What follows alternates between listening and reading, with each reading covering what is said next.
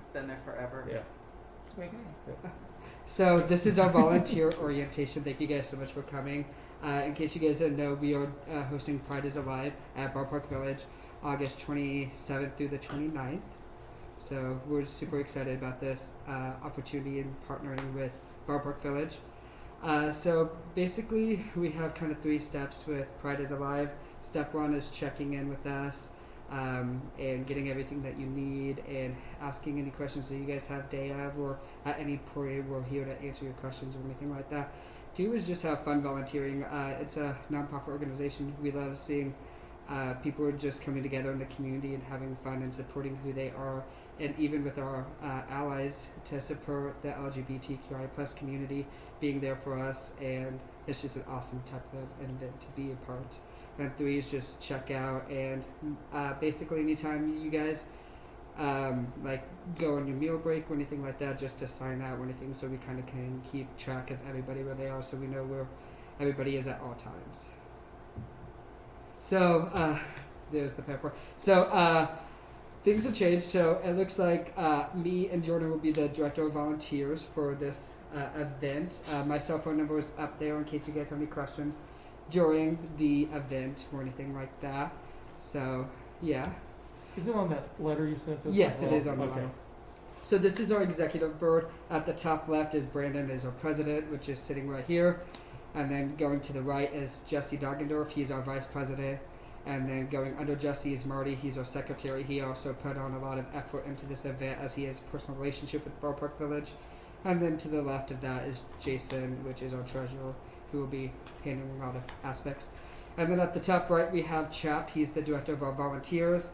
Under Chap is Dottie. She's the director, co-director of entertainment for this event. And then under that is Jordan. She's in charge of security and volunteers for this event. And then we look at the top right, that's Morgan. He's in charge of operations, everything like that. And then Matt Harper underneath Morgan is the co-festival director. He'll be working with Brandon and setting up the whole entire festival. And then we have Todd, who's in charge of our VIP area. So these are the board members, and if you have any questions and not anywhere to be seen, these people will be able to help you guys as well. So we just wanted to kind of give you guys a little picture of who they were and everything. So basically we have our volunteer code of conduct, which is something that you guys are signed here shortly. So as a volunteer, I will report to the director of volunteer or any other member of the board. I will treat everybody with respect, loyalty, patience, integrity, courtesy, and dignity, and consideration. We will be positive reinforcement rather than criticism, just being nice and giving everybody human decency. And when you guys are volunteering with us, you guys are representing Pride St. Louis with professionalism, dignity, and pride. And so being responsible with that. Then we have respecting the privacy of persons being served by the organization to hold confidence, sensitive, private, and personal information. We will keep you guys' information, private and personal information, to ourselves as well. Just and yeah. Arrive at the event, neat, clean, comfortable attire, shoes. At the event, we'll give you your T-shirts, and at that point, I'll tell you guys where you guys are, because there's a lot of moving pictures with the volunteer aspect, as we have more volunteers coming on with corporate, and then we have some people who don't feel comfortable with COVID asking to be taken off. So it's just all a bunch of moving pictures right now. So I can't give you guys specific what area, but you guys will be looking at. So, and the last part is just enjoy you guys yourselves. As a volunteer, we won't be using vulgar or inappropriate language. We won't be soliciting gratitudes, gifts, or banquets for personal or professional benefit. We won't be under the influence of illegal drugs. Consumer will be under the influence of alcohol while volunteering. We're in Pride as a volunteer. Discriminate against race, color, religion, sex, age, national origin, marital status, disability, gender identity, and or sexual orientation. And volunteers working with talent or enterprise or not to solicit autographs or other information about personal endeavors. So in case of emergency, I'm going to give you guys those documents. Basically what we ask for in case of emergency is I'll have this information in case something were to happen. If there's a heat stroke or anything like that, we can reach the next person that we need to, and we can get you guys the right stuff. So here's a pen. Oh, you guys brought pens prepared. I like it. I love that. So I'll give you guys a minute to fill that out.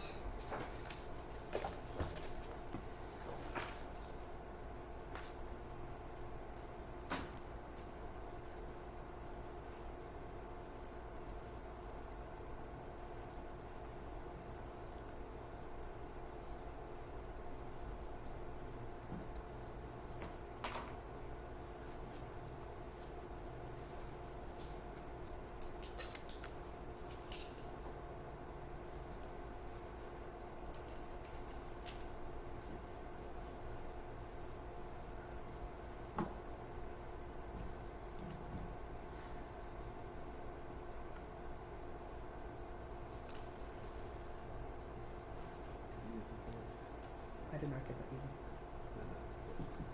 I didn't get that.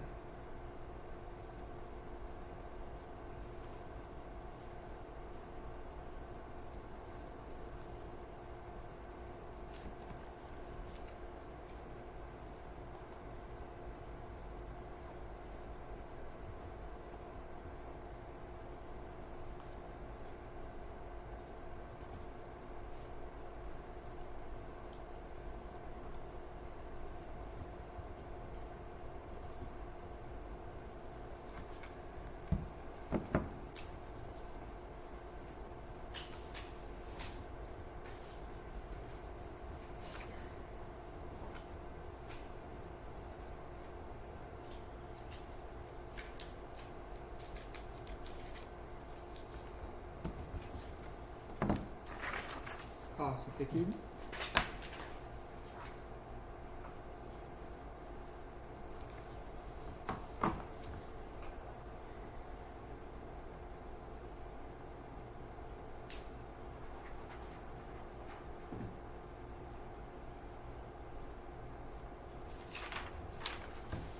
Awesome, thank you guys so much.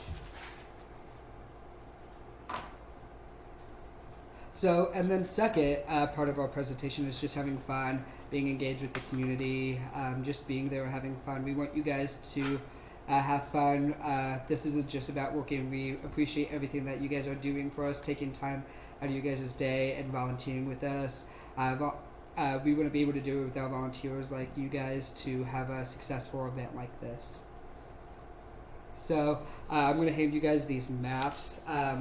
With this maps, I'm going to email you guys a non-disclosure because basically this information hasn't been released to the public yet. And so basically we're going to just go over a little bit of the map. So the first one is just kind of the outline of the map. So looking at the top right with the entrance being at the right hand top. Basically that's one of the entrance, and then at the bottom is an entrance. And then there's another entrance right there. That's so with part of our volunteer aspects, we're going to have 2 volunteers at each entry points. The entrances are going to be required to, not required, but asked to for donations or anything like that from people who are coming. It's not mandatory, but we'll just ask for a simple donation if they're willing to give us a donation or anything like that. Also, another part of our volunteer aspects is people at the VIP booth, as you were, basically just checking wristbands, making sure that they're all VIP area. So that VIP, if you look at the second page, it's more of a colorful page. It's going to be at the... I'm gonna show them this. This is a real That's a really hard map. So let me show you guys a little bit easier to read than this schematic. Alright, so Matt, you can do it if you want. You can tell me stuff. So basically, sports and social. So this is kind of everything. Let's see, because Billy Live is VIP is right here.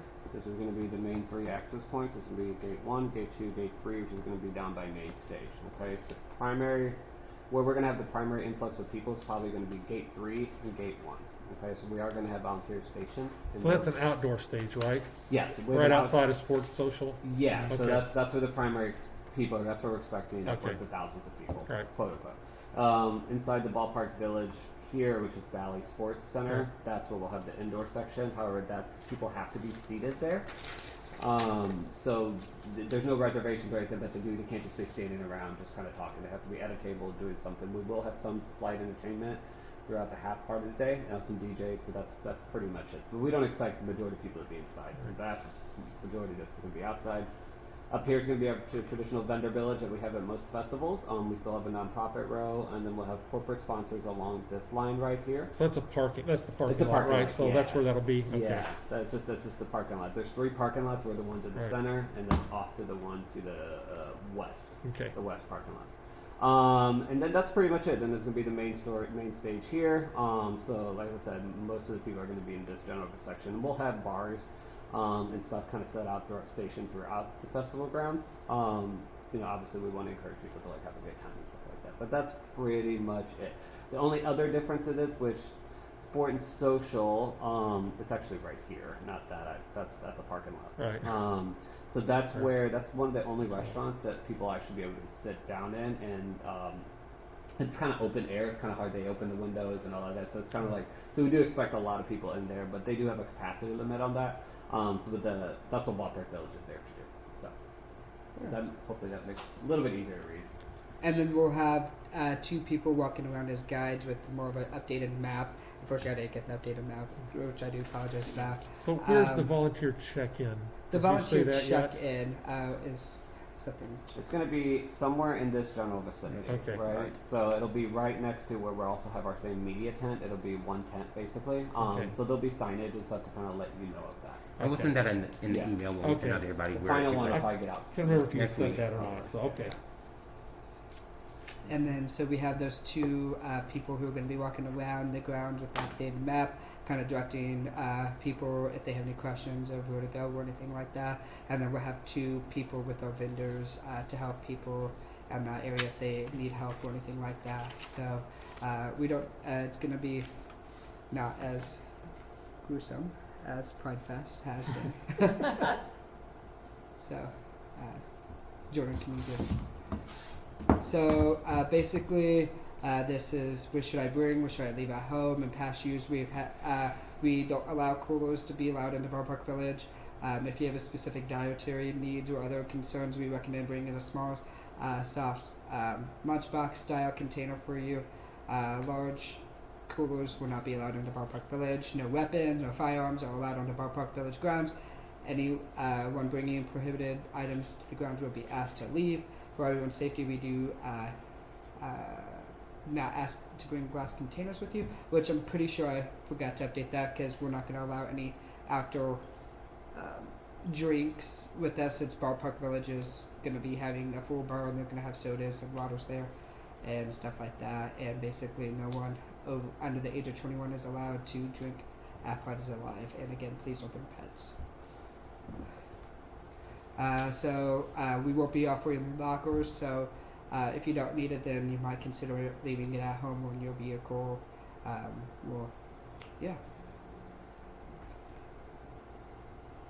As a volunteer, Pride St. Louis will be providing food and beverage for you as a complimentary. Each volunteer will receive a meal coupon for this, like a shift they volunteer. So if you volunteer for that first shift, then you're going to get a free meal on us at Ballpark Village.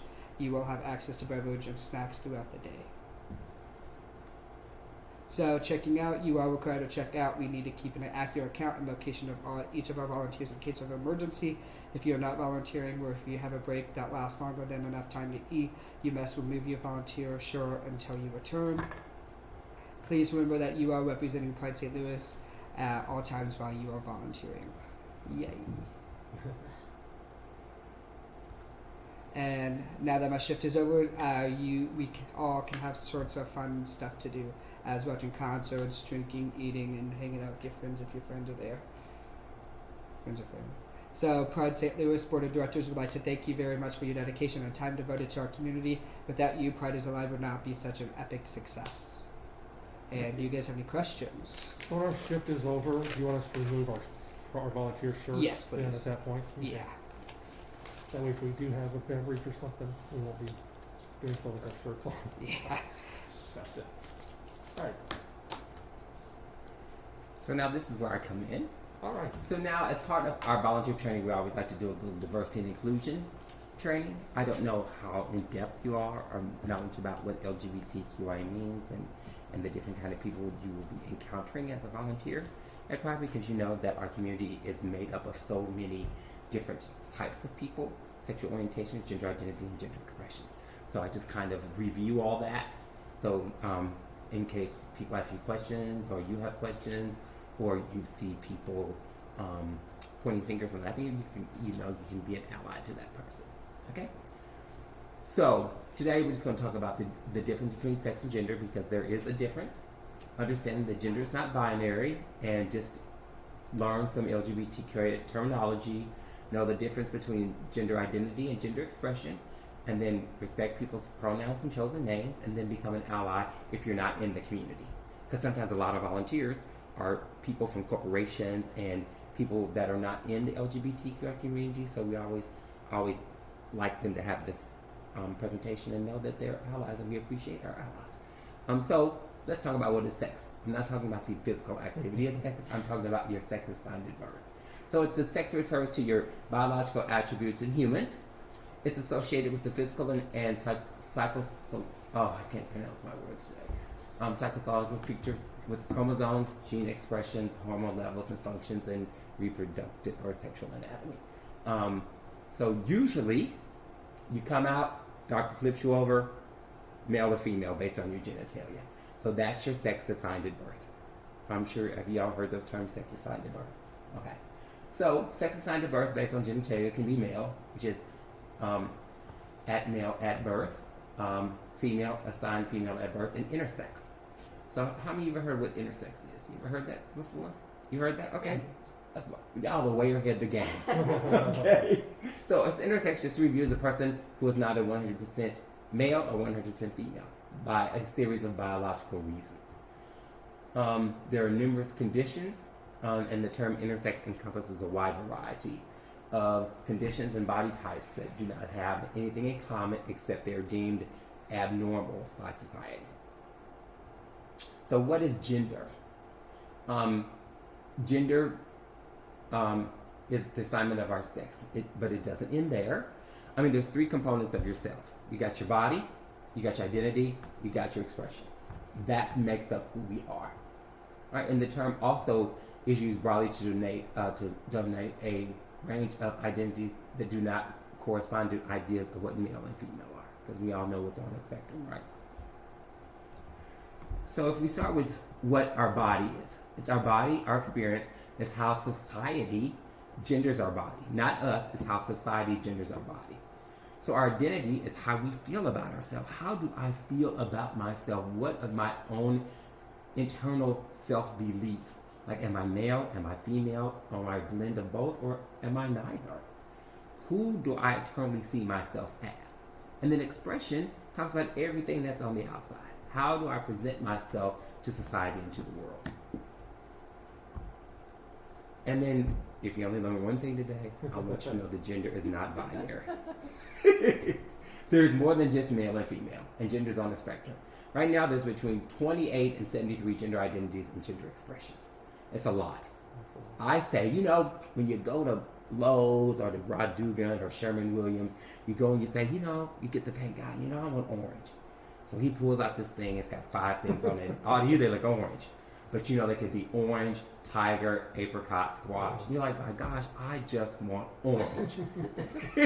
So like, if you look at this example I have up here, it looks like amber, spice, and clay look brown to me, but they're orange. Right. It all depends on how it looks and how it's put together. And you can never judge a book by its cover. That's why I tell everybody. You never judge a book by its cover. So here's some of this difference between sex and gender. And then what is gender identity? That's a person's own personal belief on your own gender. You can be cisgender. Cisgender are people who identify with their sex they're assigned at birth. So if you identify as a female, and then you're assigned, if you're assigned a female at birth, and then you identify as a female, then you are cisgender. Okay? And then everything outside of being cisgender is gender nonconforming. which includes agender, bigender, transgender, intersex, genderqueer, gender neutral, queer, etc., etc., etc. And your gender is not the same as your sexual orientation, because a lot of people get that confused. If you have any questions, y'all can ask me anytime. You have to wait till the end. So cisgender, I said that you corresponds with your sex assigned at birth. You hear it from time to time abbreviated as cis. It's largely used by those who are sensitive to issues of gender and identity. I use cisgender a lot because I'm one of those sensitive individuals. So, but I never use it derogatory because some people, cisgender people, say sometimes that when you say cis, you're meaning it derogatory, and we don't mean that at all. So, gender nonconforming and gender non-binary, they're two separate terms. Like gender non-binary, gender nonconforming is a term used to describe people whose gender expression is different from conventional expectations of masculinity and femininity. And gender non-binary is a term used for people whose experience their gender is falling outside the categories of a man and woman. All right? So, intersex people are gender non-binary because our binary falls out of what the normal constraints of male and female. So, and those terms are not interchangeable. So what is transgender? Transgender is a term for people whose gender and or gender expression differ from what is typically associated with the sex they are assigned at birth. So trans, short for transgender, you have a trans male or trans masculine or F to M. That's a man who was assigned female at birth but identifies as a male. Right? And then a transgender woman, a trans woman or trans feminine, or F to M, is a woman who's assigned male at birth but identifies as female. All right. And queer is an umbrella term for sexual and gender minorities who are not heterosexual and are not cisgender. It's used by men of a certain age. They look at that as a very derogatory term. So if you're talking about the queer culture or the queer community, I always have to look around to note the age of the people in the room because queer, like I said, to a certain group of men is a very derogatory term, and we do not want to offend anyone. Even though the youth of today, which makes me sound like someone's grandparent, they have embraced the term queer. Right. I was at WorkFest, and You worked at QuarkFest? I didn't work. I didn't learn about it in enough time to volunteer, but I went and saw the music and all the fun stuff, and because I'm of a generation where queer was derogatory, it surprised me at first when people were very openly using that term in a non-derogatory manner. I was like, oh, this is cool. You know? Yes. So reclaimed it. Anytime you reclaim a word, Yeah. you take that power of hate away from the people directing it to Yeah. you. So the young kids have taken queer. That was an awesome Except festival. that on my team, I have she'll be a sophomore at SLU this fall. Well, she is now. They just start back, but she was kind of taken aback by the word. And we had a long conversation about that in one of our meetings recently, just talking about terminology, what we're comfortable with. But she's 19, and that was, for some reason, that was difficult for her. Yeah, Which I can see that a lot of people, first of all, don't know about the history of the word queer. Yeah. And I forgot I had to educate a lot of the young people that come to the Pride Center that, queer is not always, y'all embrace it, but men over, let's say 55 and up, that was a derogatory term used to really, it was worse than the F word. Yeah, it was awful. It was awful. Yeah. Yes. So what is genderqueer? It's identity commonly used by people who do not identify or express their gender with the gender binary. They're just themselves. An agender is a term that encompasses many different genders of people who commonly do not have a gender or a gender that describes as neutral. They don't associate with intersex or male or female, that they're just human again. So an asexual is a person who lacks sexual attraction to others or low interest in sexual activity. Some of people consider this their sexual orientation. They are asexual. They have no sexual desires for someone, even though they can have romantic desires. We'll learn later there's a difference between emotional attachment attraction, physical attraction, and sexual attraction. So what is sexual orientation? It's a term referred to a person's pattern of emotional, romantic, and sexual attraction to a person of a particular gender. So it's an emotional, romantic, and sexual attraction. So there's 3 different levels of attraction. And sexuality defines how we see ourselves and how we physically relate to others. So here's just some simple definitions of the different types of sexualities. They're heterosexuals, homosexuals, bisexuals, asexual, and then pansexual. Pansexuals experience sexual or romantic or emotional attraction based on the person, regardless of their gender, sex, or sexuality. They love all humans no matter what. Gender expression, that's how you show yourself to the world. Through your clothing, your hairstyle, your mannerisms, and it may not match a person's biological sex. And it's not the same, remember, as a gender identity. So here's all the different kind of, and the best way I could illustrate how our community is by the flags. Each one of these flags represents a different aspect of our community. As you see, there's 30 some flags on there. That's how many different types of sexual orientations, gender identity, and gender expressions we have in our community. And I don't expect y'all to memorize all those flags, but it's nice to know that we have that variety in our community. So many people confuse gender, sex, and orientation. All right? So just remember that sex is biological, gender is social, and sexual orientation deals with attraction. For example, a person can be intersex, transgender, and gay. Intersex, that's their sex. Transgender is their gender, and gay is their sexual orientation. These 3 are all independent, but you see how they're all related to each other.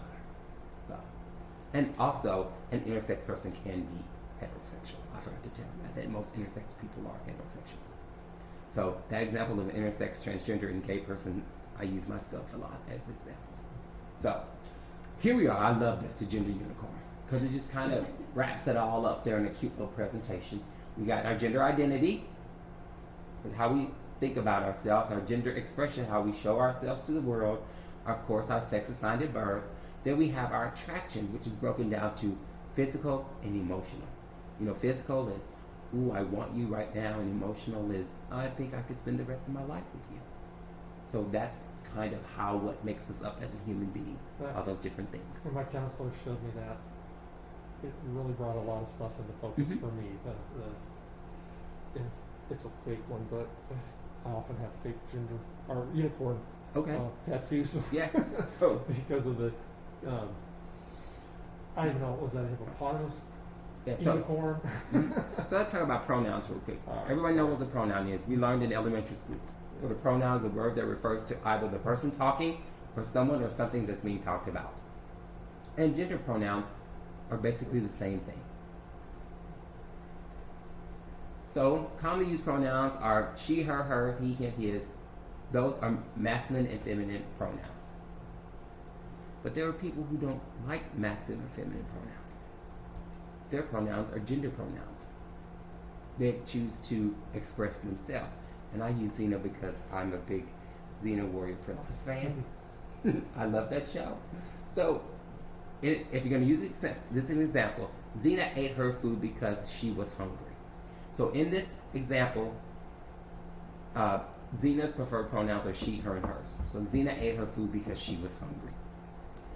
Then gender-neutral pronouns are words that don't specify whether the subject in the sentence is male or female. They don't carry any kind of association with any particular gender. They're sometimes called genderless pronouns. So, gender-neutral pronouns are they, them, and theirs. In fact, they can use a singular. And a lot of people get caught up on this, but it's very easy. Xena ate their food because they were hungry.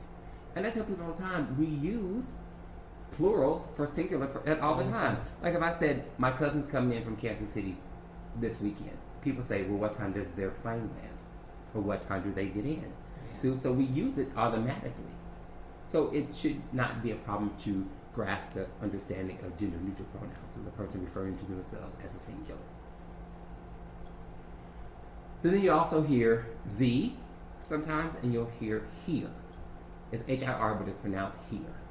And that replaces her, hers, him, they, them, theirs. Zena ate here food because Z was hungry. Or sometimes you say my name.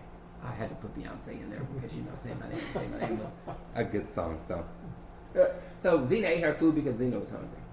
If you get tripped out of pronouns, just use the person's name. Yeah. And how do you ask them what their pronouns? Best way to ask is, hi, my name is Jordan. My pronouns are she, her, and hers. What are yours? What are your pronouns? And that way, you introduce yourself and you get to ask people their pronouns. But if the person doesn't want to tell you their pronouns, that's fine too. Because a lot of people don't want to out themselves. Because sometimes when you ask people their pronouns and not ready to come out, that's a way of outing them too. They say, well, I would not give you my pronouns. You're like, hey, it's fine. You don't mind if I just call you by your name? What's up? And then once a person's told you their pronouns, just be respectful. And what if you make a mistake? It's not the end of the world. Everyone's going to make mistakes. Everyone's going to slip up. It's okay. The best thing to do is, I'm sorry, I meant she.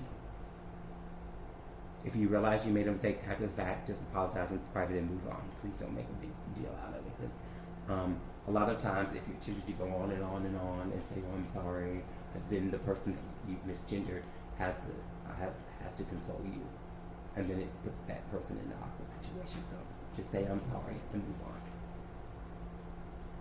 And never use words like it or he, she, or shim. Those are offensive, very offensive slurs against trans and gender non-conforming individuals. And then chosen names. Chosen name is the use of a name that is different from the person's legal name.